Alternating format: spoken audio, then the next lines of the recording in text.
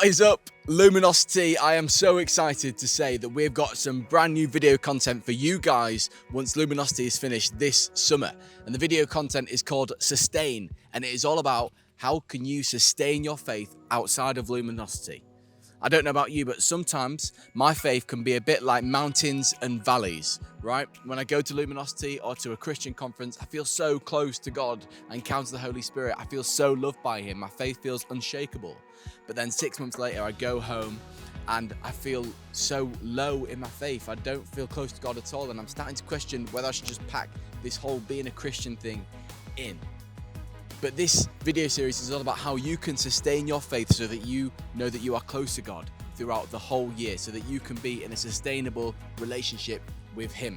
And by the way, this is normal if you've ever felt like this. I remember when I was younger, I went to a Christian conference and I had an amazing encounter with the Holy Spirit. I felt so close to God, but then I came home and I felt so low. After a couple of days, I was like, wait, I don't know how to stay close to God throughout the year. So I actually ended up messaging the event organizer and asking him, how do I sustain my faith? And he never got back to me. I don't think he actually received the message, but if I'd have had this video series, then I would have been equipped with the things to sustain my faith throughout the year. And it's also not just me and you that experienced this. There's also an example of one of the disciples in the Bible that experienced this too. So Peter, one of Jesus's disciples, also experienced this up and down in his faith as well. In Matthew chapter 14, it tells us the famous story, which you will have heard, about Jesus walking on the water when there was a storm.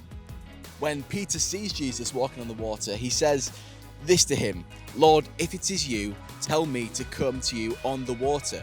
So Jesus does. And then it says, then Peter got down out of the boat, walked on the water and came towards Jesus. But when he saw the wind, he was afraid and beginning to sink, cried out, "Lord, save me." You see, Peter's faith fluctuates here, doesn't it? One moment he's full of faith and asking Jesus to walk on the water with him and he gets out of the boat. But 1 minute later, he's fearful and he starts to sink. So what changed? Why did Peter start to sink? You see, notice this. What Peter fixes his eyes on shapes his face. Shapes his faith. In verse 29, it says, then Peter got down out of the boat, walked on the water and came towards Jesus. But then in verse 30, it says, but when he saw the wind, he was afraid and beginning to sink. You see, when Peter had his eyes fixed on Jesus, he walked on the water. But when Peter had his eyes fixed on his circumstances, he started to sink. He started to lose faith. So what do we learn from this story? It's really simple. Keep your eyes fixed on Jesus. And that's exactly what this series is all about, helping you to keep your eyes fixed on Jesus when you're outside of Luminosity.